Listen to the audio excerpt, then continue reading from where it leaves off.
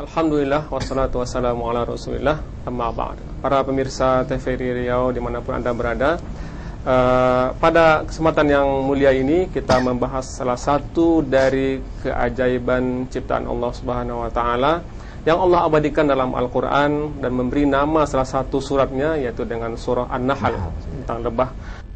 Lebah sangat memberikan manfaat yang luar biasa.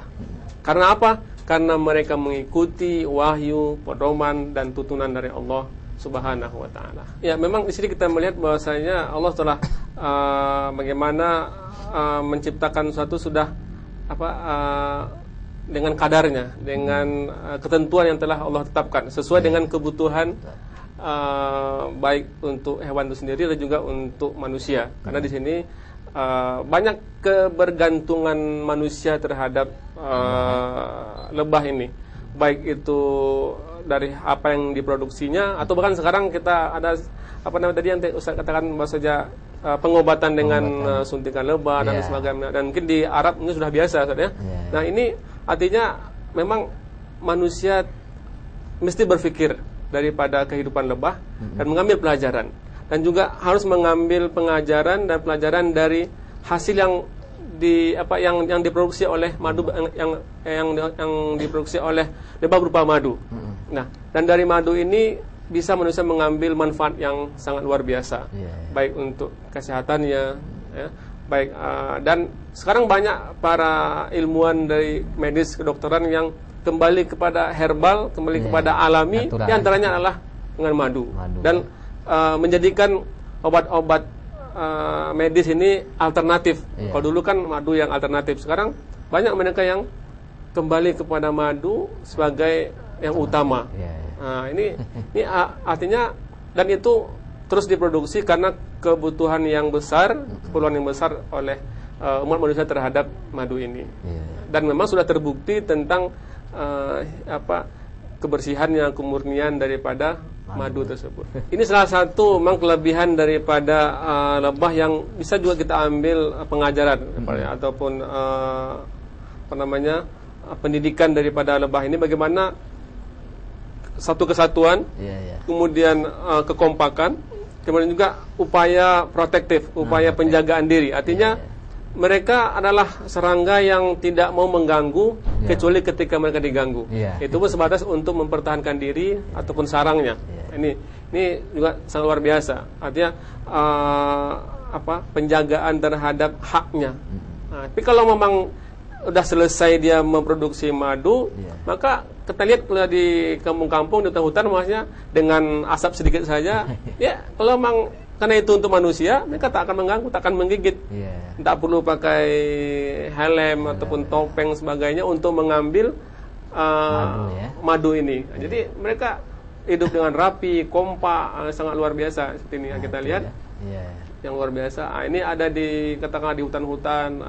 Ketika sudah penuh isi kantong-kantongnya atau sarangnya ini, maka dia persilahkan kepada petani ataupun orang siapa saja untuk mengambil madu yang telah dihasilkan tanpa dia menggigit orang yang ingin mengambilnya. Nanti dia produksi lagi. Ini sangat luar biasa.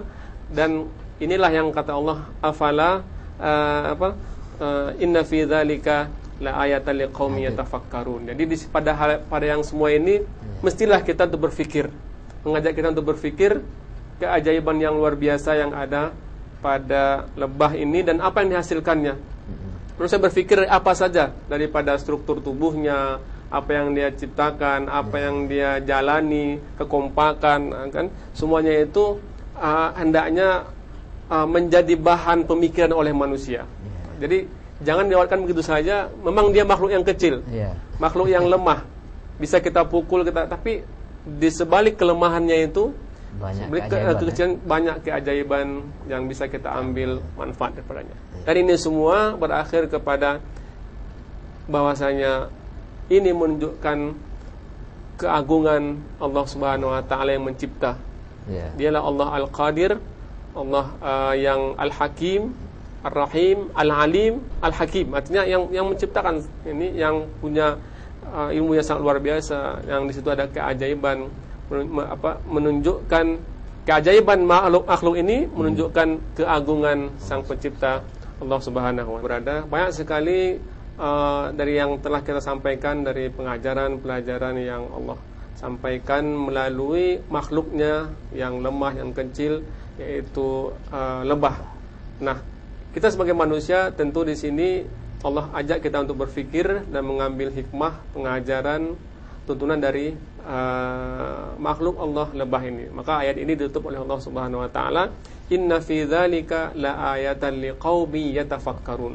Sungguh pada pewahyaan Allah ini, proses semuanya ini banyak yang kita ambil manfaat dan harus kita fikirkan, yang kita ambil manfaat. Nah, di antaranya adalah bagi kita orang beriman, mukmin adalah bagaimana kita harus mencari rezeki yang halal dalam menjalani hidup dan kehidupan di dunia ini, sesuai dengan tuntunan wahyu dari Allah SWT. Lebah menerima wahyu dari Allah, kita pun menerima wahyu dari Allah, yaitu berupa Al-Quran Al-Karim. Dan Al-Quran adalah asyifa'u lima fis sudur, asyifa, obat dari segala penyakit. Kemudian Allah telah memudahkan bagi kita untuk mencari rezeki, maka carilah rezeki yang halal, jauhi daripada rezeki yang haram, sebagaimana Allah telah memudahkan jalan mencari rezeki kepada lebah. Kemudian kita menjalani hidup ini tentu dengan perhitungan, kematangan, sebagaimana lebah membangun rumahnya dan menjaga kekompakannya dengan segala perhitungan. Kemudian juga bagaimana kita menjadi orang atau manusia yang bermanfaat bagi manusia yang lainnya, sesuai dengan sabda Rasulullah, khairun nasi anfa'uhum linnas. Bagaimana lebah kemudian madunya bermanfaat bagi makhluk yang lainnya, terutama manusia. Kemudian juga menjadi yang terbaik bagi manusia, sebagaimana firman Allah dalam Al-Quran, kuntum khaira ummatin ukhrijat linnas. Engkau, hai orang yang beriman, adalah sebaik-baik yang Allah peruntukkan bagi manusia. Kita menjadi contoh hendaknya bagi manusia yang lainnya untuk yang terbaik. Kemudian yang terakhir adalah hendaknya kita bersaudara, kekompakan, persaudaraan yang didasari dengan keimanan. Innamal mu'minuna ikhwah. Sungguhnya orang yang beriman itu adalah bersaudara, sebagaimana bersaudaranya, kompaknya lebah dan kawan-kawannya. Nah, disinilah terakhir sekali adalah bagaimana manusia harus dan tetap meminta pertolongan, meminta petunjuk kepada Allah Subhanahu wa taala dan kembali kepada Al-Qur'an dan sunnah Rasulullah sallallahu alaihi wasallam untuk mendapatkan kebaikan kehidupan di dunia dan kebaikan kehidupan di akhirat. Wallahu a'lam.